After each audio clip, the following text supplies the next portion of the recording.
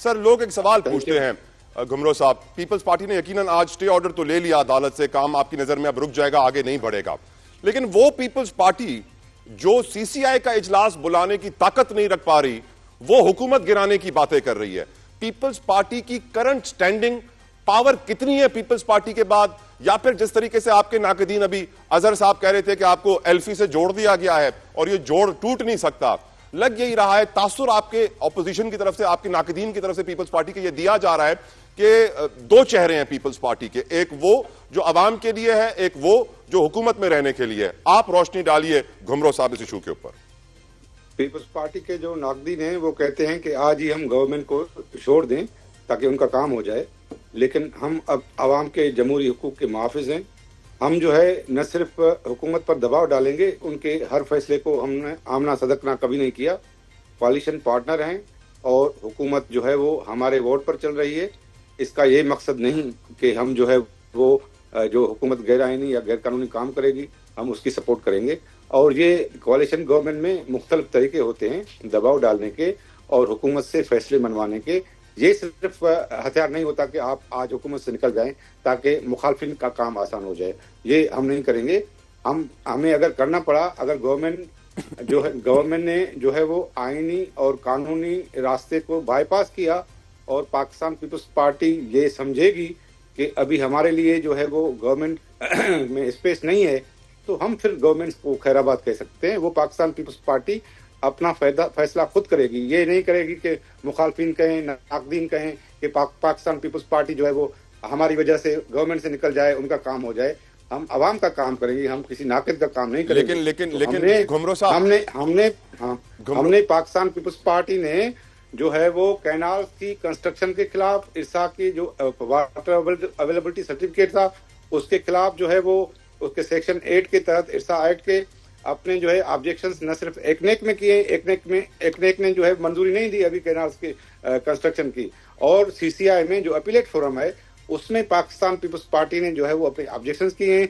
CCI का फैसला जो है वो जाता है, चैलेंज होता है कोई भी agreed party joint session of parliament के आइन के आर्टिकल 155 के तहत। अगर फेडरल गवर्नमेंट जो है वो इस पूरी स्कीम को, हालांकि जो आज कोर्ट में हम गए वो इस पे था कि इरसा की खुद जो कंपोजिशन है वो गैर कानूनी है, क्योंकि फेडरल मेंबर इरसा की अपॉइंटमेंट सिंध से होना है, सिंध से होनी है, और सिंध से फेडरल मेंबर इरसा हाई कोर्ट और सुप्रीम कोर्ट के फैसले के बावजूद मुकर्रर नहीं किया गया। इस वजह से इरसा की कंपोजिशन की गैर कानूनी है और उन्होंने जो वाटर अवेलेबिलिटी सर्टिफिकेट जारी किया है वो भी गैर कानूनी है। मुझे ये तो बताएं घुमरो साहब, आई एग्री, हाई कोर्ट ने स्टे ऑर्डर दे दिया है और अब आप कहते हैं काम आगे नहीं बढ़ेगा, बट घुमरो साहब, पीपल्स पार्टी इतना ओपनली कह रही है हम हुकूमत गिरा सकते हैं, हमारे पास ये ताकत है, लेकिन विफाकी हुकूमत को आपके इस जुमले से, इतनी बड़ी बात से कोई फर्क ही नहीं पड़ रहा। क्यों नहीं पड़ रहा घुमरो साहब? फर्क तो पड़ रहा है, बिल्कुल पड़ रहा है। हमने शहबाज शरीफ को, हमारे चेयरमैन बिलावल भुट्टो जरदारी ने वाज़ेह मैसेज दिया है कि कैनाल्स पर हम आवाम के साथ होंगे, आपकी हुकूमत के साथ नहीं होंगे। इस वजह से this is a clear message. But घुमरो साहब, सदर जरदारी के गलत मिनट्स ऑफ मीटिंग निकल आते हैं प्रेसिडेंट हाउस से, लेकिन किसी के खिलाफ कार्रवाई नहीं होती है, जिसकी वजह से मिसअंडरस्टैंडिंग क्रिएट हुई है। सर देखिए, सदर ने मुल्क के हाईएस्ट फोरम जो मुल्क का है वो है ज्वाइंट सेशन ऑफ पार्लियामेंट, उसमें वाज़ेह तौर पर कह दिया कि इस कैनाल प्रोजेक्ट को अबंडन किया जाए। ये फेडरेशन ऑफ पाकिस्तान पर जो है वो दबाव डाल रहा है और उसको डैमेज कर रहा है। तो पाकिस्तान पीपल्स पार्टी की यही पॉलिसी है, जो कंट्रोवर्शियल स्कीम्स हैं जो फेडरल विफाक को जो है वो डैमेज कर रही हैं, ये भी प्रोजेक्ट ऐसा ही है, उसको फौरी तौर पर अबंडन किया जाए, क्योंकि अवाम कालाबाग डैम की तरह उसके खिलाफ हो गए हैं। पाकिस्तान पीपल्स पार्टी अभी अवाम में है। पाकिस्तान पीपल्स पार्टी जो है अपने इनिशियल जो है वो कार्ड इस्तेमाल कर रही है, वो अवाम से कांटेक्ट करेगी। 18 अप्रैल को बिलावल भुट्टो जरदारी साहब का हैदराबाद में जलसा है। हम क्लियर मैसेज दे रहे हैं कंटिन्यूसली फेडरल गवर्नमेंट को कि क्योंकि हमारी ये पॉलिटिकल स्ट्रेटेजी है, हम अवाम के जमहूरी हकूक के मुहाफिज हैं। ये हम नहीं चाहेंगे कि हम आज गवर्नमेंट से निकल जाएं, पार्लियामेंट टूट जाए और किसी और पार्टी को फायदा पहुंचे और वो इक़्तिदार में आ जाए जो अवाम के और भी खिलाफ हो जाए। वो हमारी जो है अपनी पॉलिटिकल स्ट्रेटजी है, हम आवाम के हुकूक के मुफाज हैं। हम कैसे चाहेंगे? ब्रेक का कहा जा रहा है, एक ब्रेक का मुझे कहा जा रहा है घुमरो साहब। ब्रेक से वापस आके मुझे अली गौहर बलोच साहब से इस इंपॉर्टेंट इशू के ऊपर जवाब, ऑफ कोर्स आपसे ये भी पूछना है कि सदर मुमलिकत आसिफ अली जरदारी साहब की तबीयत तो काफी बेहतर हो गई है, लेकिन अभी तक उनकी जानिब से कोई स्टेटमेंट नहीं आया इस इशू के ऊपर। When can we expect the statement? Will discuss this after this break. Stay with us, don't go anywhere, will be right back.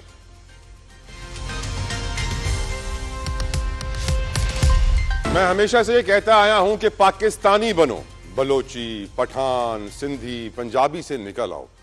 मैं बड़े अफसोस के साथ दिल पे पत्थर रख के कह रहा हूं कि जो बलूचिस्तान और पंजाब के अंदर तासुब बढ़ा, वही तासुब आज सिंध और पंजाब में बढ़ रहा है।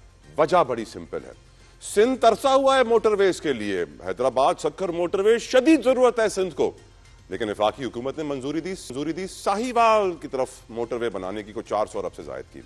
पीपल्स पार्टी और सिंध के लोग पानी और कैनाल्स के मसले पे बड़े परेशान हैं कि पहले ही पानी कम है, भूखे मरेंगे, हमारी जमीनें तबाह बर्बाद हो जाएंगी, हमारे रोजगार, हमारे घराने, हमारी पूरी आबादियां तबाह। लेकिन वफाकी हुकूमत की तरफ से अभी तक कोई ठोस जवाब नहीं आया। पीपल्स पार्टी ने यह तक कह दिया अली गौहर बलोच साहब कि हम हुकूमत गिरा देंगे, लेकिन शायद आसिफ अली जरदारी साहब की तबीयत नासाज है, तो इसलिए अभी तक कोई इस तरह की बातचीत का अमल शुरू होता हुआ हमें नजर नहीं आ रहा कैनाल्स के मसले के ऊपर। लेकिन पीपल्स पार्टी ने, जिस तरह आपने ब्रेक से पहले सुना, कि स्टे ऑर्डर ले लिया है सिंध हाई कोर्ट से इरसा के नोटिफिकेशन के ऊपर। आपकी नजर में क्या वजूहात हैं अली गौहर बलोच साहब कि PMLN की गवर्नमेंट में ये तासुब हमारे मुल्क में बढ़ता जा रहा है और खास तौर पे इस कैनाल्स के इशू के ऊपर नफरतें फैलाई जा रही हैं? अली गौहर बलोच साहब। बिस्मिल्लाहिर्रहमानिर्रहीम। देखिए, एक सियासत के तालिब इल्म होने की हैसियत से जो पानियों का इशूज है, ये आज से नहीं, ये हमारी बदकिस्मती है कि ये साल से इस किस्म के इशूज बनते आए हैं और उनके ऊपर सियासतें भी होती आई। खास तौर पर आप कालाबाग डैम का मसला देख लें। कालाबाग डैम जो था वो पूरे मुल्क के लिए एक फ़ायदेमंद प्रोजेक्ट था, लेकिन वो भी जाहिर है कि सियासत की नज़र हुआ और उस पर सियासत की गई। इसी तरह से अब ये कैनाल्स का इशू है। पहली बात तो ये है कि इस इशू को मैं समझता हूँ कि दोनों पार्टी की जो सीनियर लीडरशिप है वो आपस में बातचीत करके इसको अनकरीब जो है वो किसी अच्छे तरीके के साथ हल कर लेंगी। लेकिन इसके ऊपर भी जाहिर है कि जो आज तक जो माइंड मेकअप किया गया और जिस तरह से सिंध को और बाकी सूबे जिस तरह उसके ऊपर पानी के इशू को सियासत के तौर पर साबका अदवार से सिलसिला चला रही है, आज की कहानी नहीं। और शायद पीपल्स पार्टी की भी मजबूरी है कि वो जो जिस तरह से कि लोगों का माइंड मेकअप हुआ है, कोई भी पॉलिटिकल पार्टी, आखिर हर पार्टी ने अपने सूबे से जो उसका होम ग्राउंड होता है वहां पर अपनी साख बरकरार रखनी होती है। तो मैं समझता हूं कि हो सकता है कि पीपल्स पार्टी की भी मजबूरी है कि जिस तरह से वो स्टैंड ले रही है। बिल्कुल। लेकिन असल में ये वो वक्त है कि जब तमाम पॉलिटिकल पार्टी को अपनी सियासी वाबस्तगियों से हट के और जो हमारे टेक्निकल लोग हैं जो इसको सही मानों में इन चीजों को समझते हैं, उनको बिठाकर जो उनकी राय लेकर और उनकी राय का मुकद्दम समझ के हमें वो फैसले करने चाहिए जो हमारे मुल्क के हक में बेहतर है। I agree. जो हमारे पूरे पाकिस्तान के हक में बेहतर है, जो पाकिस्तान के अवाम के हक में बेहतर है। लेकिन बदकिस्मती से देखिए, चारों सूबे जो है वो हमारे मुल्क की इकाइयां हैं। आप कहते हैं सिंध का, मैं बाहैसियत एक पंजाब के रहने वाले शख्स की हैसियत से भी कह रहा हूँ कि अगर सिंध की हक तलफी होती हो तो नहीं करनी। बलोच साहब वक्त कम है। पाकिस्तान में सबसे ज्यादा टैक्स कराची जमा करता है, उसके बाद घोट की डिस्ट्रिक्ट जमा करता है जहां से गैस निकलती है, जहां पे फर्टिलाइजर बनता है। सैडली डोंट यू थिंक कि साहिवाल से पहले कराची को मोटरवे मिलना चाहिए था? बलोच साहब। नहीं, एक तो ये जो तासर है अभी तक जो साहिवाल वाला या वो भावल नगर वाला अभी कोई मोटरवे शुरू नहीं हो गया। मैं समझता हूँ कि प्राइम मिनिस्टर साहब बहुत ज्यादा कंसर्न है उनको, जो कि सखर से आगे हमारा कराची तक का फेज है। और आप देखेंगे कि ये हुकूमत अनकरीब उस चीज की अनाउंसमेंट होगी। ये दोनों प्रोजेक्ट जो है वो आपको इंशाल्लाह इकट्ठे नजर आएंगे चलते हुए। और खास तौर पर जो हमारा सखर से जो है कराची वालों में इंतहाई अहमियत का हामिल है और उसको बिल्कुल किसी सूरत भी। थैंक यू अली गौहर बलोच साहब। I am out of time. I am grateful कि आपने अपना वक्त निकाला। हमारे आखिर में यही कहूंगा वफाकी हुकूमत से, खुदारा लोगों के जज्बात को समझिए। चारों आपके सूबे, चारों इकाइयां हैं, सब में बराबरी की तरक्की लेकर आए, वरना तासुब बढ़ेगा। नफरतें बढ़ाने के लिए दुश्मन पाकिस्तान का तैयार खड़ा है। हमें सोचना होगा, सही कदम आगे बढ़ाना होगा।